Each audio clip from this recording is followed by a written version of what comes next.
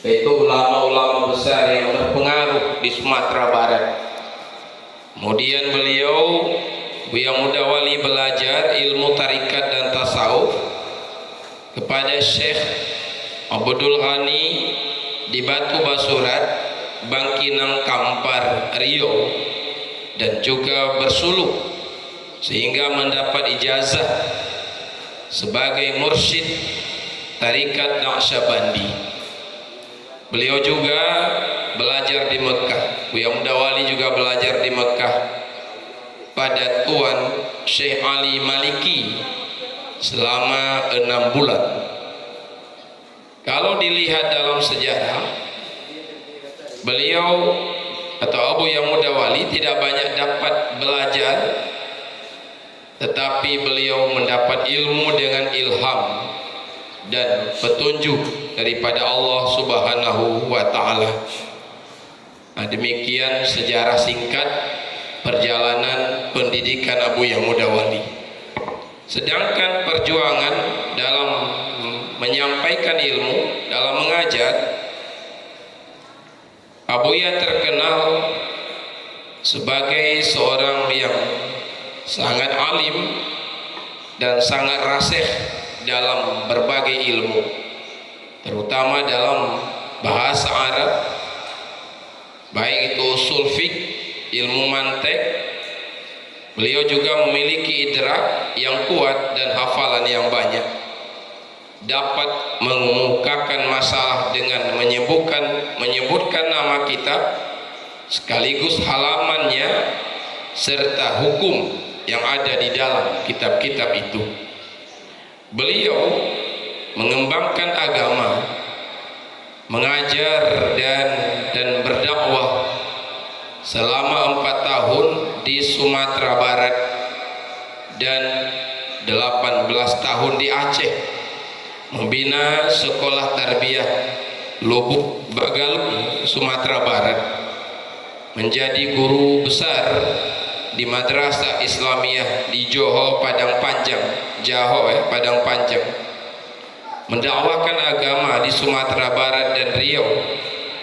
Beliau cukup terkenal di masa itu sebagai ulama yang sangat muda dan pintar dalam berdakwah, sehingga mendengar penuh perhatian, diam, tenang, seolah-olah ada burung yang hinggap di kepala mereka.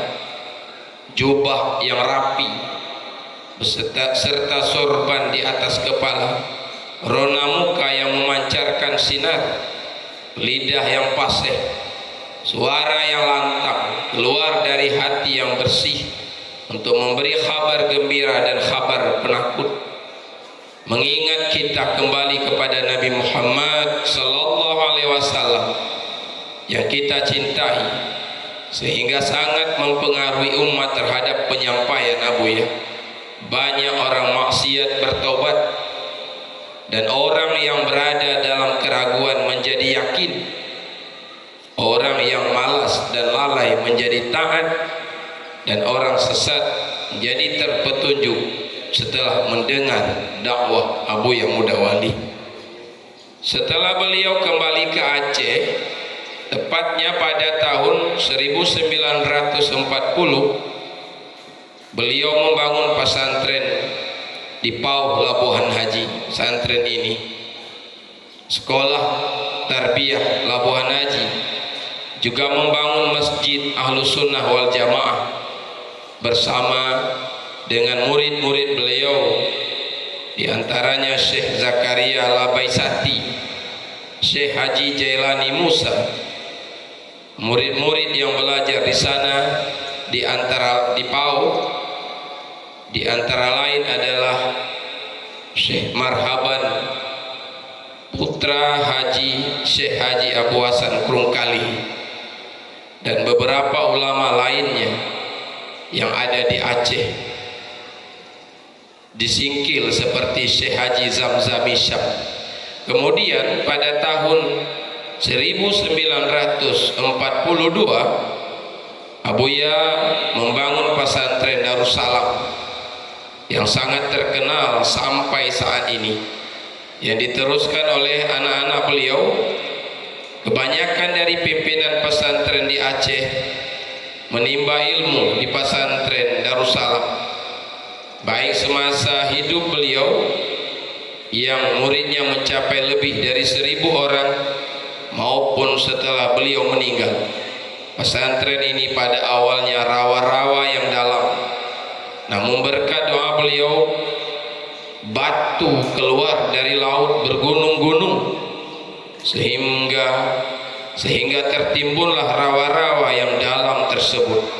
Pada waktu itu tidak ada kendaraan pengangkutan, hanya dengan semangat dan kemauan murid-murid serta masyarakat untuk membawa batu-batu tersebut.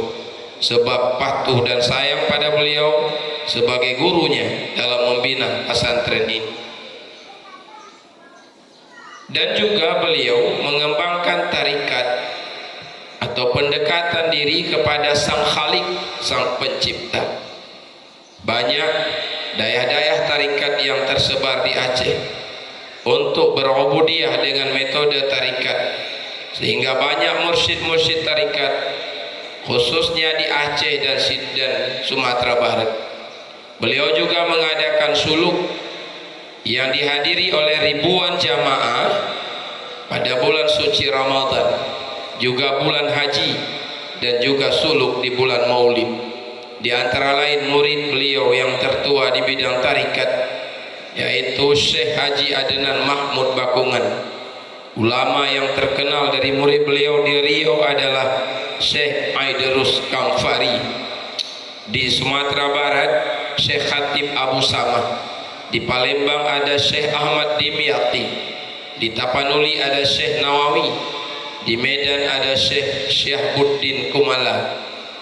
Lebih banyak lagi di Aceh seperti Syekh Abdul Aziz Samalanga, Abu Tanoh Merah, dan lain-lain. Adapun perjuangan Abu Ya Mudawali dalam berorganisasi dan politik. Abu Ya Mudawali adalah seorang ulama karismatik yang dikunjungi oleh setiap masyarakat, baik rakyat biasa atau pejabat, di mana sebelum kemerdekaan atau setelah merdeka, Belanda dan Jepang sangat menghormati beliau sebab beliau mempunyai pendirian dan sikap yang tegas dalam menegakkan kebenaran. Abu Ya juga melatih murid-muridnya sebagai laskar Hizbullah untuk mempertahankan agama dan tanah air di masa kemerdekaan. Beliau tidak pernah terlibat dalam gerakan organisasi terlarang. Beliau selalu berada di belakang pemerintah sebagai penasehat untuk menegakkan keadilan pada umat. Presiden Soekarno sangat berterima kasih pada beliau sebab beliaulah ulama yang mengembalikan kekuatan pemerintah dengan memberikan gelar pada Presiden Ulil Amri Ad-Daruri Bisyaukah, yaitu pemimpin sementara yang mempunyai kekuatan. Beliau juga memfatwakan hukum haram bagi orang yang keluar dari wilayah pemerintah yang sah. Abu Ya Mudawali juga membentuk organisasi PERTI, singkatan dari Persatuan Tarbiyah Islamiyah, dengan kawan-kawan beliau seperti Tengku Nyak Diwan, Tengku Usman Pauh, untuk mempertahankan i'tikad Ahlus Sunnah wal Jamaah dan mazhab Syafi'i yang pada waktu itu banyak serangan dan tuduhan yang menghinakan ajaran ini, seperti tidak boleh adanya kenduri pada orang mati, membid'ahkan acara samadiyah, membid'ahkan ziarah kubur, terutama pada makam wali-wali dan ulama saleh dan lainnya. Organisasi ini, PERTI ini berpusat di Sumatera Barat, yang pencetus utamanya adalah Syekh Sulaiman Ar-Rasuli, Candung, Bukit Tinggi, Sumatera Barat.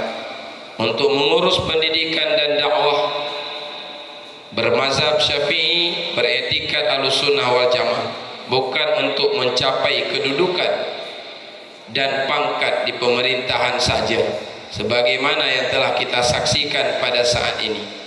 Sebab tokoh-tokoh Perti dan anak-anaknya tidak diarahkan untuk memahami dan atau tujuan dari organisasi Perti semula hanya untuk keduniawian saja.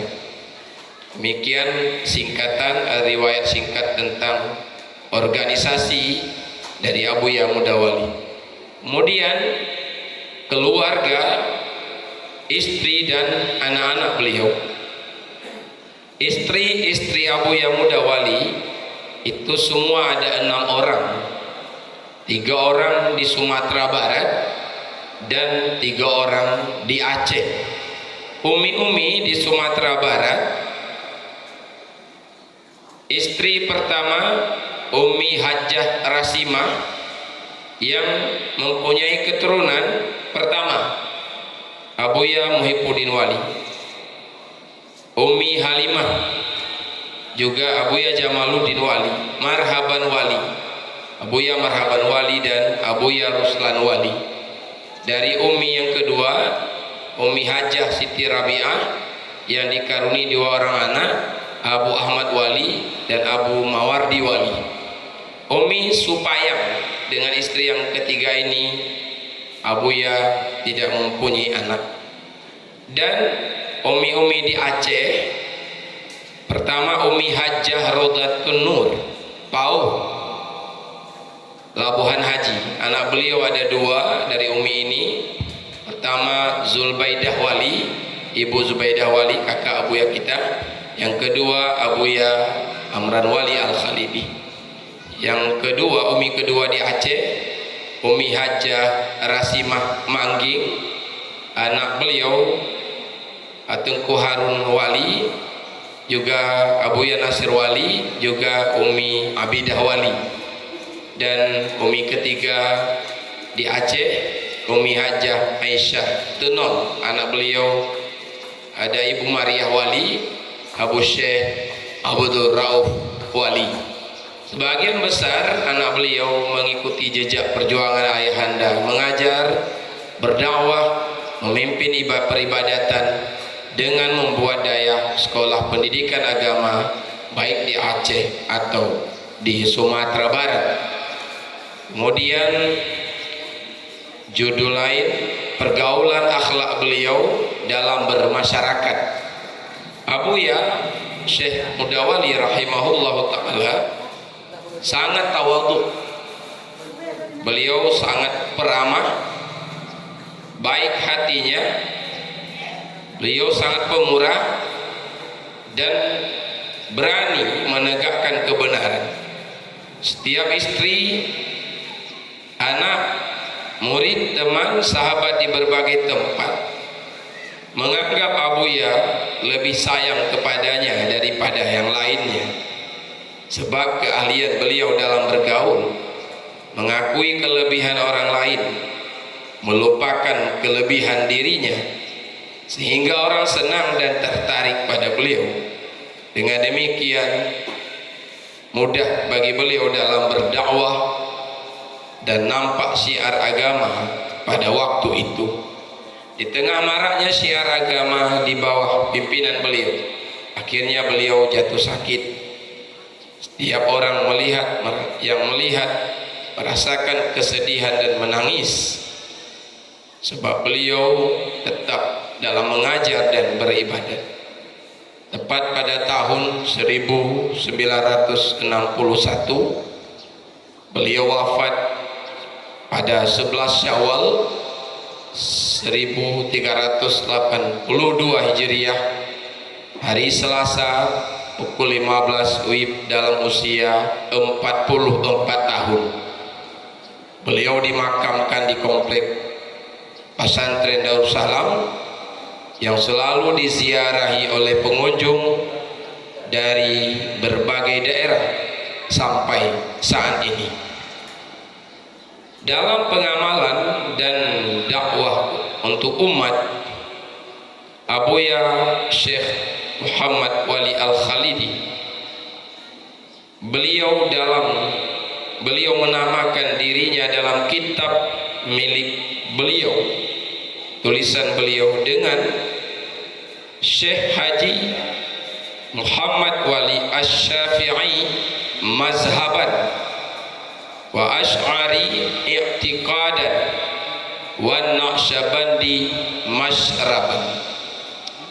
Arti kalimat itu maknanya, saya yang bernama Muhammad Wali dalam masalah khilafiyah, hukum fikih Syafi'i adalah mazhab saya, bukan mazhab Maliki, bukan pula Hambali, bukan pula lain-lain.